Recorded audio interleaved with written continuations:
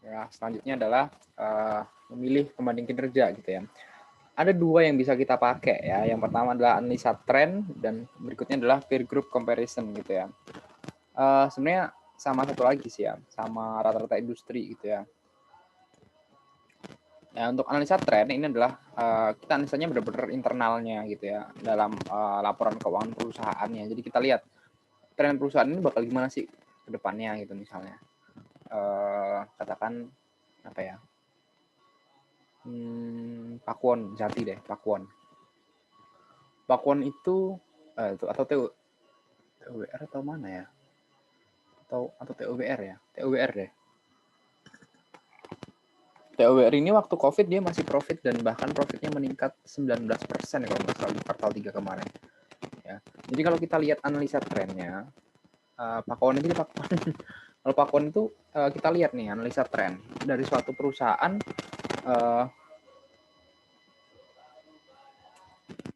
Kita lihat beberapa tahun ke belakang. Kemudian kita bandingkan rasio-rasionya. Misalnya current rasionya semakin meningkat gitu. Berarti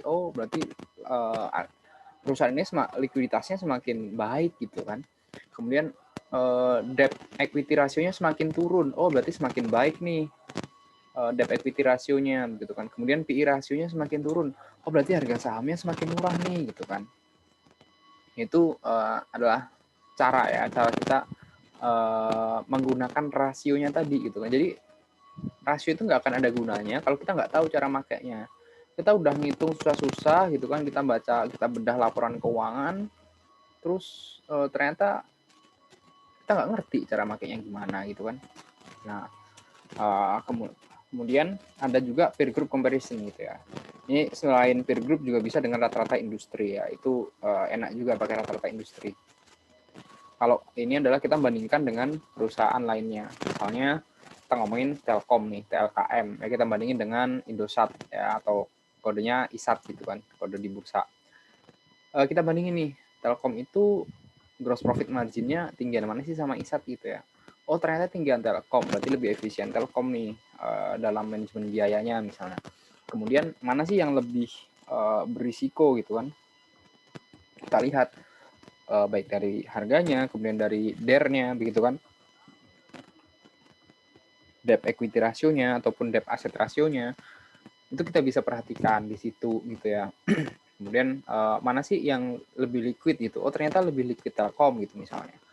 Mana sih yang sekarang baru apa ya istilahnya kayak baru lebih bagus di tahun ini gitu. Oh ternyata lebih bagus Telkom. Kenapa? Karena Telkom gini gini gini. Nah itu bisa kita gunakan kalau kita punya pembanding gitu kan, atau punya benchmarknya gitu kan. Kalau ini kita ngomongin analisa tren gitu kan, kita lihat detailnya. Ini kita ngomongin turnover inventory ya, inventory turnover ratio. Berarti kita ngomongin tentang perputaran inventorinya gitu kan. Seberapa besar si inventory ini bisa berputar gitu kan. Ini ngomongin tentang penjualan kan berarti kan. Ya ini HP, Hewlett Packard, ya kalian pasti tahu lah produknya HP. Si HP ini rendah-rendah aja gitu kan. Si Dell ini dia naik gitu kan. Straight tiba-tiba turun. Wah ini berarti ada sesuatu nih, ya kan? Bisa tahu nih kan. Oh ini tiba turun banget nih ada apa nih gitu kan. Kemudian tiba-tiba naik lagi gitu. Wah ini pasti ada sesuatu juga nih ya kan. Ini kok tiba-tiba inventory turnover-nya berarti kan dia salesnya meningkat gitu kan katakan. Ini ada sesuatu nih pasti gitu. Nah, kemudian dia turun lagi. Oh ternyata kok dia nggak stabil gitu. Nah itu kita bisa terjemahkan. Kalau ini merupakan analisa tren. Kemudian kalau peer firm comparison ya atau menggunakan mitra gitu ya. Nah, kita bisa lihat. Nah, ini akhirnya dia menggunakan industri average ya, rata-rata industri. Kita lihat PI-nya. Misalnya di sini ada gap in gitu ya. PI-nya kalau industri average gitu ya, aku nggak tahu nih ini perusahaan apa ya. Coba kita asumsikan ini adalah perusahaan manufaktur gitu ya. Industrial average ini berarti industri sejenis ya, perusahaan-perusahaan sejenis dengan gap, kemudian di rata-rata PI-nya 15,51 dan ini 14,10. Berarti lebih murah punya gap gitu ya. Terus kemudian PBV ini pair-nya ya, price earning ratio, kemudian PBV atau price book value ratio, nama lainnya juga market to book ratio ya, PBV. PBV-nya lebih rendah ini, oh berarti lebih murah gap. Ya ini ngomongin murah ya, dia yang menang nih. Ya kalau tentang ngomongin murah, ya, harga murah sahamnya maksudnya ya, murah sahamnya. Nah ini gap menang. Kemudian GPM gitu kan, gross profit margin. Ternyata, wah kayaknya industri lain lebih ya GPM-nya lebih bagus nih gitu kan. GPM itu berarti gross profit dapat dari mana? Dari sales dikurangi COGS kan. Nah, berarti manajemen biayanya industrial average lebih bagus, ini lebih jelek gitu kan. Kemudian net profit, ya net profit adalah COGS dikurangi dengan expense gitu kan. Oh ternyata berarti expense di sini lebih rendah gitu kan. Oh berarti di sini expense-nya lebih bagus ya. Dan juga dengan depresiasi dan sebagainya, gap ini lebih bagus. Kemudian operating profit gitu kan. Operating profit bagusan mana? Oh ternyata gap lebih bagus lagi. Kemudian return on equity ya, return on equity-nya ternyata industrial average lebih bagus ya. Berarti kalau mau investasi coba cari yang lain dulu gitu kan, karena di sini return on equity-nya kecil gitu kan. Sorry, bukan kecil tapi lebih kecil daripada yang lain. Debt ratio-nya, debt ratio-nya cuma 1,39 gitu kan. Berarti dia debt to asset-nya utangnya kecil banget nih. Oh, ini risiko kecil banget nih daripada rata-rata industri lainnya. Yang lainnya 17,31. Yang ini cuma 1,39. Ya, berarti hampir dari gap yang ini keseluruhannya didanai oleh equity gitu kan. Kemudian current ratio, kemampuan bayar utangnya, oh dia lebih liquid daripada yang lainnya. Nah, itu kalau kita menggunakan industrial average sebagai peer ya, sebagai benchmarknya. Nah itu. Kemudian ada keterbatasan analisis rasio. Ya, dia mendapatkan data industri pembanding kadang-kadang dia sulit. Ya ini sangat wajar terjadi. Ya, kenapa misalnya dia perusahaannya monopoli. Ya, misalnya kita mau menilai PT KAI nih. Kita menilai, jelek banget tulisannya. Kita mau menilai PT KAI. Coba silahkan teman-teman cari. Pembandingnya PT KAI apa coba? Atau PT PLN deh. Ya, kan susah kan? Kita mau cari pembandingnya PT PLN apaan ya? Kecuali kita mau menilai bank gitu kan. Katakan, oh aku mau lihat Bank BRI deh. Bank BRI mah enak ya BBRI. Ada BBNI, ada BMRI, ada BBCA ya kan. Banyak pembandingnya. Kalau PLN coba atau KAI, gimana kita mau bandingin kan susah ya. Kemudian data peer group atau rata-rata industri yang dipublish tidak selalu menggambarkan perusahaan yang dianalisis. Ya, jadi kadang kita salah juga gitu ya, salah milih peer groupnya gitu ya, atau rata-rata industrinya karakternya berbeda lah, bisa dibilang seperti itu ya. Misalnya nih kita sama-sama ngomongin perusahaan tambang. Yang pertama kita ngomongin Antam ya, ANTM sama MDKA deh. Ya, kita mau menilai Antam nih ya kan. Aneka Tambang ini dia fokusnya ke apa? MDKA dia fokus ke apa? Kan beda ya kan. Sama-sama tambang sebenarnya, tapi MDKA ternyata dia lebih banyak emas, sedangkan Antam dia emasnya lebih sedikit. Jadi kalau kita mau menilai katakan nikel gitu ya atau nikel gitu ya. Maka Antam ini kalau ada gejolak emas, ada gejolak harga emas, Antam ini dia nggak begitu terpengaruh gitu kan. Tapi MDKA terpengaruh banget ya kalau misalnya ada gejolak emas gitu kan. Nah, kadang-kadang ini kita memilih peer-nya itu nggak sebanding atau bukan nggak sebanding tapi kurang sebanding gitu ya, sehingga dia kurang bisa untuk dibandingkan. Jadi tidak terlalu menggambarkan ANTM-nya meskipun sama-sama perusahaan tambang ya. Ini Merdeka Copper Gold, yang ini adalah aneka tambang. Kemudian satu rata-rata industri tidak selalu merupakan target atau norma yang diharapkan. Ya kurang lebih sama. Ya misalnya kita mau menilai perusahaan yang khusus banget, misalnya perusahaan properti tapi dia cuma di pergudangan. Nah, misalnya MMLP.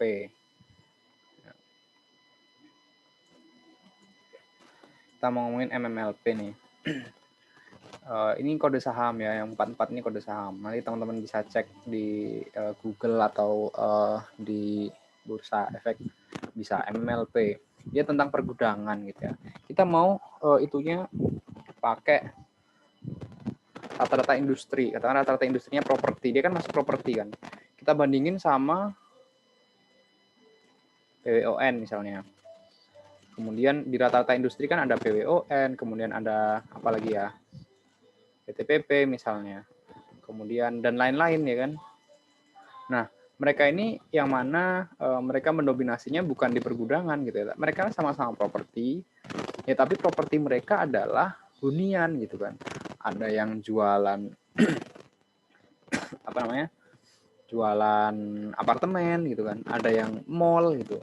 Yang mana katakan waktu corona ini ya mereka nggak akan jalan, misalnya PWON. Ya, PWON nggak akan jalan, orang mall-mall sepi disuruh shutdown kan. Apartemen siapa yang mau beli apartemen gitu kan.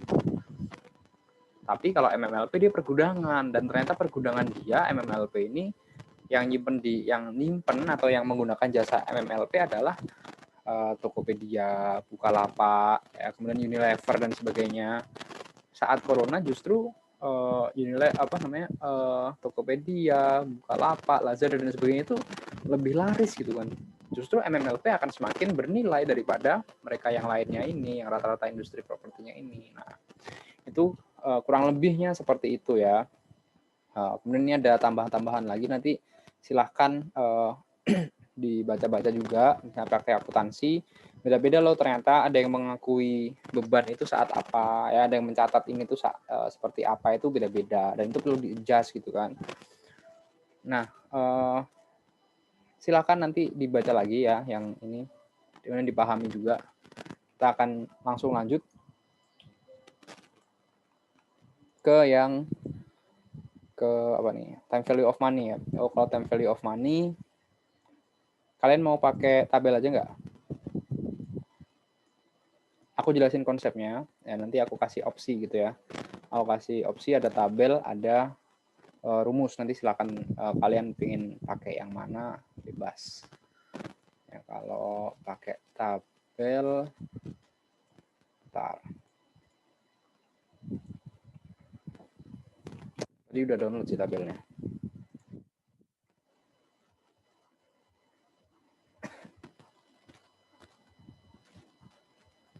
Mana ya tabel?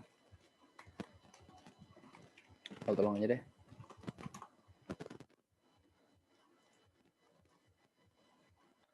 Aku jelasin pakai whiteboard dulu ya. Jadi time value of money itu nggak usah bingung ya teman-teman, pada dasarnya itu cuma ada 4 kok. Ya, cuma ada 4 time value of money. Ya, yang pertama adalah yang future value dulu ya. Future value ini ada basic dan ada annuity. Ya, kemudian ada juga present value. Sama present value, ada yang basic, ada yang annuity. Oke, sekarang kita bahas satu-satu. Kita mau bahas future value yang basic ya. Ini aku kasih tanda A, ini tanda B, ini tanda C, ini tanda D ini ya. Nah, sekarang kita mau bahas yang A dulu. Ya, konsepnya yang A gimana? Ini aku bakal jelasin konsep, masalah pendalaman materi, atau misalnya teman-teman mau pakai rumus, boleh nanti kita singgung sedikit gitu ya. Kalau future value yang basic, ya dia konsepnya adalah gini teman-teman. Ya, di tahun ke-0 gitu ya, tuan A, ya dia nambung 100 juta nih. Kemudian dia tunggu selama 20 tahun. Ya, katakan bunganya atau interestnya adalah 15%. Nah, di tahun ke-20 ini berapa? Nah, itu kita ngomongin basic. Bedanya dengan annuity gimana? Bedanya dengan annuity itu gampang sebenarnya. Future value annuity. Misalnya, nih tuan A, ya, selama 20 tahun, gitu kan. Dengan interest sama dengan 15% gitu. Setiap berapa banyaknya? Setiap 2 tahun deh, atau setiap tahun. Setiap tahun gitu kan. Setiap tahun ini tuan A nabung 5 juta. Ya, di tahun pertama, di tahun kedua dia nabung 5 juta. Dan tahun ketiga dia nabung 5 juta. Nah, ini yang dimaksud dengan annuity gitu kan. Tahun keempat nabung 5 juta. Sampai di tahun ke-20 dia nabung 5 juta juga. Nah, terus kita cari akumulasinya di sini berapa. Ini adalah future value annuity. Ya, kalau ini sekali doang, ya, satu kali aja. Kemudian kita cari nilainya di sini berapa. Kalau di sini kita carinya nilai akumulasinya. Ya, jadi dua konsep ini nggak ada masalah ya. Ada masalah nggak? Kalau misalnya ada yang mau ditanyain silakan. Aku kasih waktu nih. Silakan dipahami dulu coba. Ada yang mau ditanyain dulu nggak?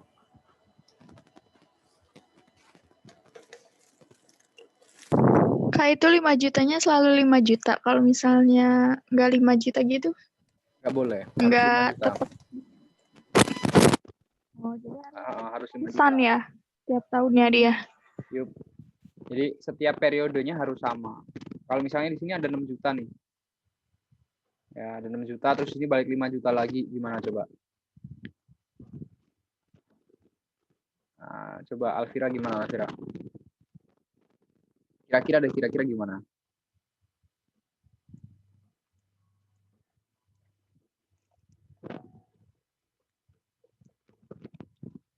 Jadi yang 6 juta di future value in basic, ya, jadi ini di annuity-in dulu selama 4 tahun, ini future value basic, kemudian sisanya di annuity-in lagi gitu ya. Jadi annuity itu hanya berlaku kalau dia nominalnya sama dan terus menerus. Ya kalau misalnya di sini ada 6 juta gitu ya udah, berarti ini kita stop sampai di tahun keempat ya. Ini kita pakaiin annuity di tahun ke-5 yang 6 juta ini kita pakaiin basic, terusnya kita pakaiin annuity lagi. Gitu ya. Gimana? Ada lagi yang mau ditanyain? Bagus pertanyaannya.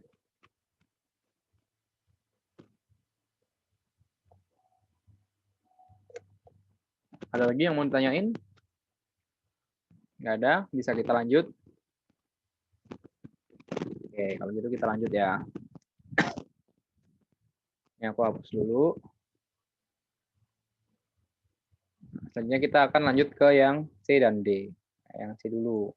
Ini adalah present value basic. Oke. Present value basic berarti gampang dong, ya enggak? Present value basic sama konsepnya. Karena di tahun ke-10 gitu kan. Ini ada duit 100 juta. Ini kita tarik ke tahun ke-0. Berapa nilainya di sini? Misalnya di tahun ke-10 ntar aku dapat duit 100 juta loh. Ya, aku pengen lihat deh nilainya di tahun sekarang 100 juta itu nilainya berapa. Itu bisa kita lihat di sini. Kemudian kalau present value annuity, berarti gimana? Ya, misalnya di tahun ke-10, itu kan tahun 9, tahun 8, tahun 7, tahun 6, tahun 5, tahun 4,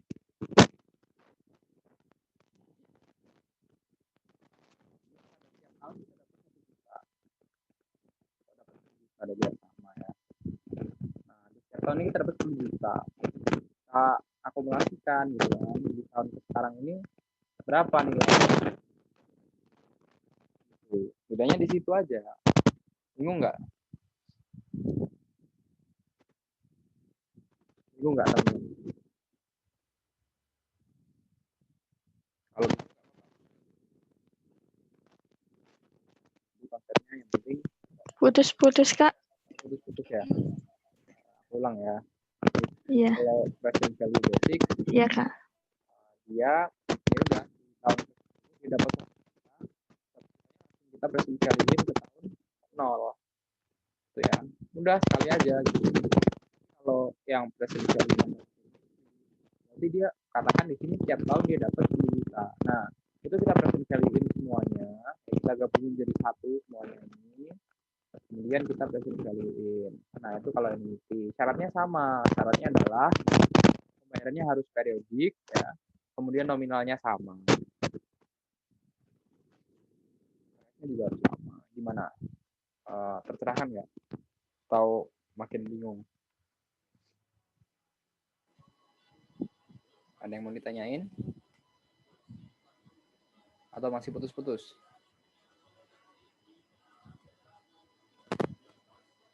Aman? Aman nih, aman? Aman. Oke. Sekarang kalau misalnya kita mau menilai bond. Nah, sekarang aku tanya nih. Nah, ini masuk ke bond valuation kan, udah pada masuk di bond valuation kan pastinya. Nah, di bond valuation itu katakan teman-teman beli nih jangka waktu 10 tahun gitu kan. Harga bondnya adalah 100 juta. Ya.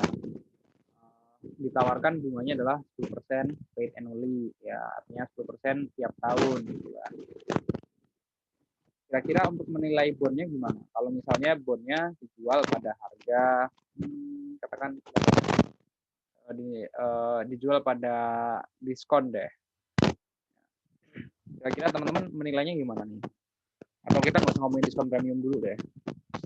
Cara menilai bondnya gimana?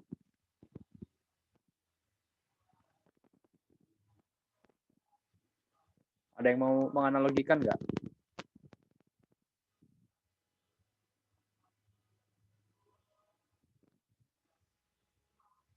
Gimana? Ada yang mau menganalogikan?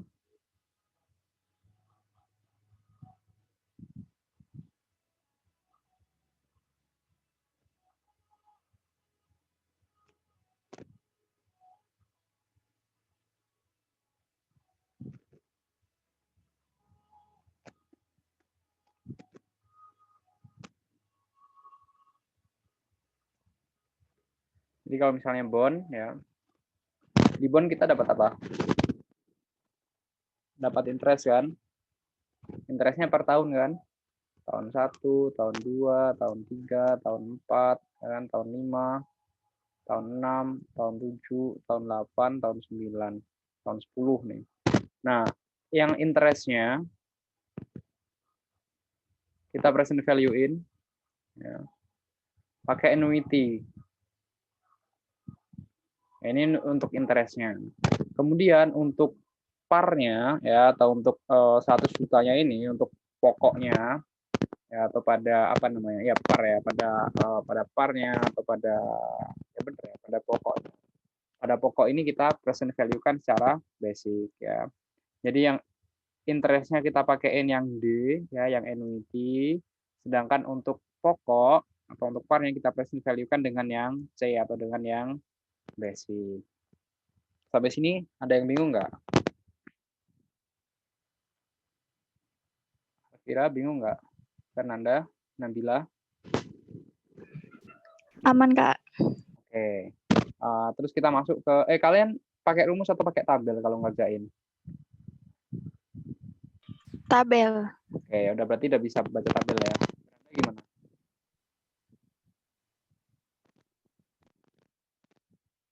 Mau nanya Kak, Boleh, boleh. kalau bond itu nilainya tetap ya? Nilainya apa Maksudnya tuh? apa kan nggak apa? Kalau misal ngutangnya sekarang, Hmm. berarti hutang di masa depan itu nilainya tetap nggak Oh, apa? Nggak ada future value-nya. nilainya tetap. Oh, ada nggak ya? Harusnya nih, kalau misalnya kita menilai bond, nanti ada sih di nilai bond itu ya. Nanti kita bakal ketemu sama market rate dulu ya. Nanti akan kita bandingin dulu tuh. Worth it nggak nih beli bondnya? Jangan malah rugi gitu ya. Kan misalnya kalau misalnya kita mau beli bond ini, nggak ya ada pastinya gitu ya. Bukan maksudmu future value itu present value-nya kan?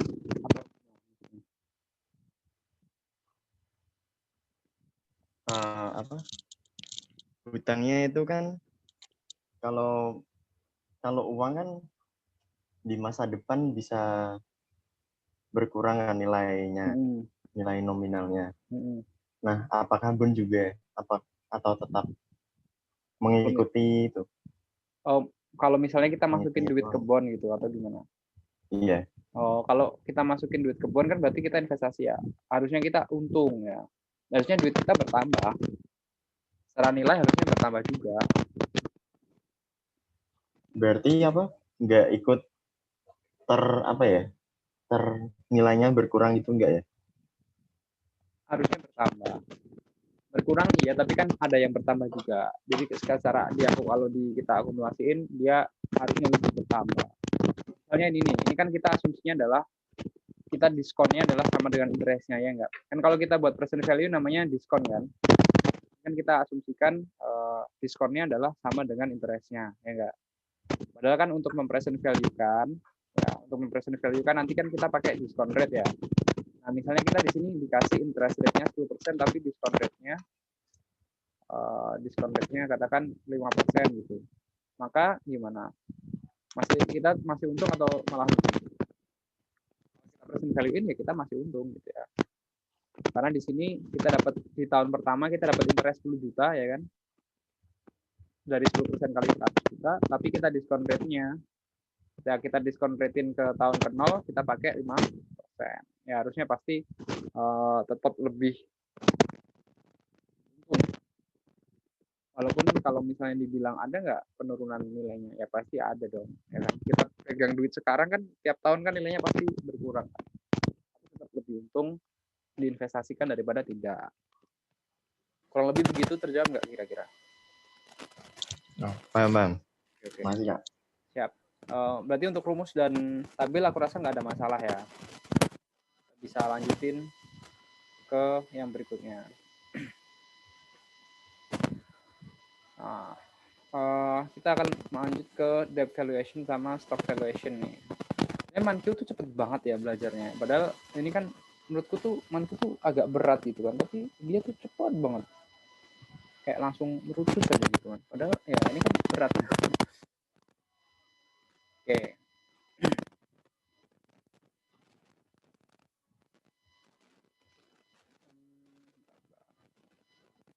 Langsung lihat di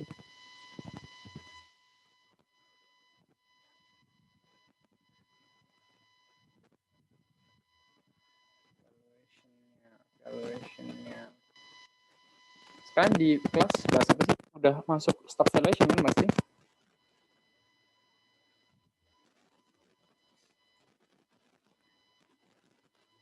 Oke, langsung ke valuing corporate. Menilai utang dari perusahaan. Jadi kita di sini calon investor lah ya, gitu ya, lebihnya seperti itu. Untuk bond skemanya nggak ada masalah ya, skema bondnya maksudnya kayak cara pembayaran interest ya, interest dibayar tergantung perjanjiannya, apakah dia paid annually atau semi annually atau bahkan tiap 3 bulan kan, tergantung kebijakannya gitu ya. Nah, untuk menilai obligasi ya kita perlu mendiskontokan arus kas dari masa depan. Nah, di sini kita tadi udah bahas ya, ada annual rate gitu, ada annual interest ya. Annual interestnya adalah par value dikalikan coupon rate. Coupon rate ini rate yang ada di kuponnya atau ada di bondnya itu yang diperjanjikan gitu ya. Misalnya bunga kuponnya 7% ya dengan nilai nominal 1.000 gitu kan. Maka membayar bunga 70 tiap tahun, bayar 1.000 pada akhir tahun ke-10 ya. Ini untuk menghitung interestnya dulu ya. Jadi kita udah ngerti value dari bondnya itu sebenarnya kita ngerti dari mana? Dari cash flow-nya ya kan. Cash flow adalah source of value-nya. Jadi di sini kita tahu bahwa dari analogi ini setiap tahun kita akan mendapatkan $70 ya, dan pada akhir tahun ya di tahun ke-10 kita akan mendapatkan $1.000 ya. Kemudian mengestimasikan tingkat diskonto. Ini yang susah gitu ya. Ini adalah yang susah. Value-nya adalah present value dari bond coupon interest payment-nya dari interest ditambah dengan prinsipalnya atau par value-nya ya, tadi seperti yang udah kita bahas. Nah, nanti kita tinggal menghitung gitu kan. Ini kita tinggal menggunakan yield to maturity-nya. Ini yang sebenarnya agak susah ya. Ini yang perlu kita ulik itu kan sebenarnya ininya gitu kan. Kita dapat saja berpikir bahwa yield to maturity sebagai tingkat diskonto untuk menghitung nilai saat ini dari bunga dan pokok utang obligasi yang nilainya sama dengan harga pasar. Ya, jadi rumusnya ini kan annuity ya. Ini ya benar annuity ya. Yang untuk interestnya ini adalah annuity. Ya, silakan nanti untuk interestnya kita pakai annuity aja. Kemudian untuk prinsipalnya kita menggunakan yang basic ya. Nah, misalnya di sini harga belinya ya, purchase price-nya adalah 900 ya. Kemudian interest payment-nya adalah 65 per tahun ya, selama berapa nih berarti 11 tahun ya kan. Kemudian final payment-nya adalah 1.000. Berarti ini dia dijual dalam keadaan diskon ya kan. Kita cuma keluar duit 900, kemudian interest payment-nya segini, final payment-nya segini. Dan kita disuruh apa nih?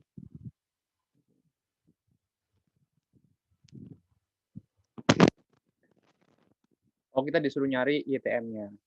Sebenarnya apa sih YTM? Ada yang mau jelasin nggak YTM itu apa? Ada yang bisa menganalogikan nggak YTM itu apa? Ini nanti kaitannya sama juga dengan IRR ya. IRR kan apa namanya? Itu nanti di pertemuan ke-7 berarti kalau di kelas tentang investment decision kriteria. Apa nih kira-kira YTM itu apa? Kak, bentar deh. Apa namanya? Yang kakak tuh apa? RPS-nya tuh pakai RPS yang prodi apa? Pakai prodi, aku dikasihnya MA sih. Harusnya ini kapan? Enggak, kalau di RPS penilai itu kayaknya belum masuk bonds kayak gitu. Oh ya, Time value of money.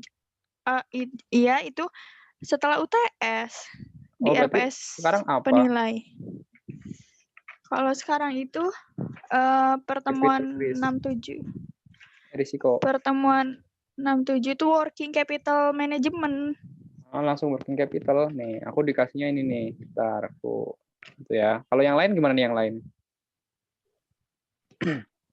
Nih, yang pertama tentang prinsipal, yang kedua time value of money, and basic, annuity ya kan, terus risk return, kemudian debt valuation, stock valuation, investment decision. Kalau capital apa namanya capital working itu working capital tuh kayaknya di setelah UTS ya malah di sini tuh working capital tuh.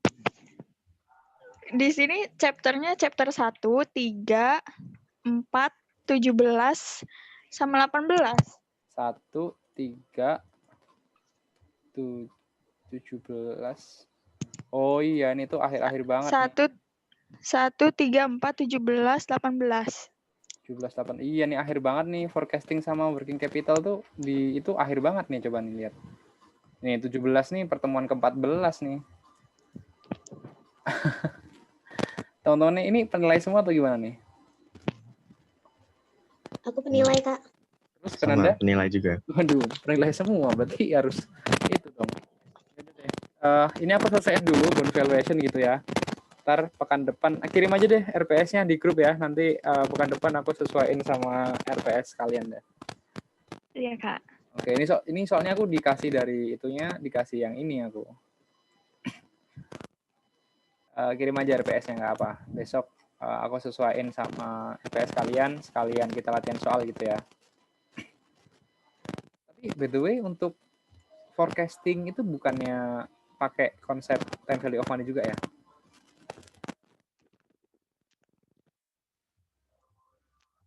Gimana, pakai nggak? Pakai juga nggak sih? Forecasting dong. Oke, kita lanjutin dulu ya. Kalau gimana? Oh iya udah. Nggak baca dulu. Kalau forecasting di sini dia ininya 3 jenis perencanaan keuangan. Terus simulasi perencanaan keuangan, metode percent of sales, sama cash budget. Oke. Ya udah, dikirim aja ya itunya. Ya, Kak. Besok aku sesuaiin. Nah ini kita selesaiin dulu ya. Ini nggak akan lama. Setelah menentukan bond price udah selesai sih sebenarnya. Jadi ini pertanyaan terakhir deh ya, karena waktu zoomnya juga tinggal 2 menit. YTM ini adalah kita mau ngomongin yield to maturity adalah berapa sih persentase ya yang interest atau diskontonya supaya bond price-nya itu sama dengan 0. Supaya bond price-nya itu sama dengan present value-nya ini. Jadi kayak supaya 0 gitu lah istilahnya. Jadi bond price dikurangi dengan seluruh ini, ya, bond price dikurangi dengan seluruh ini, itu sama dengan 0. Itu adalah YTM. Ya.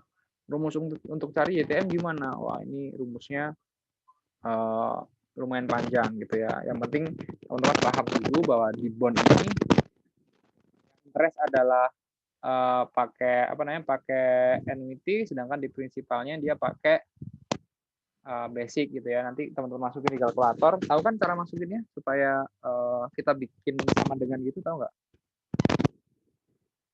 Jadi ntar bisa tuh di apa namanya, di kalkulator gitu kan. X sama dengan misalnya apa ya, X sama dengan interestnya berapa, kita masukin plus masukin dipangkat. Ini bisa X, nyari X ini tahu kan caranya? Maksudnya biar ada X-nya ini loh. Tahu nggak? Udah pernah pakai belum? Gimana? Ada yang pernah pakai kayak gitu nggak? Nggak ada ya? Ya udah, kalau nggak ada, nah mungkin next time ya. Kalian besok aku tolong diingetin cara bikin sama dengan di kalkulator biar enak ntar hitung-hitungannya. Jadi tadi ya, YTM itu adalah supaya bond price ya dikurangi dengan seluruh present value-nya itu sama dengan 0 ya. Ini adalah tingkat diskontonya, ini disebut dengan YTM. Oke, karena waktu Zoom-nya juga udah habis, aku akhiri dulu sampai di sini. Terima kasih atas perhatiannya. Aku tutup. Kita balik ke grup. Jangan lupa kirim RPS ya. Assalamualaikum warahmatullahi wabarakatuh. Selamat malam dan selamat istirahat semua. Waalaikumsalam. Terima kasih, Kak. Oke, Makasih, Kak. ya buat semua.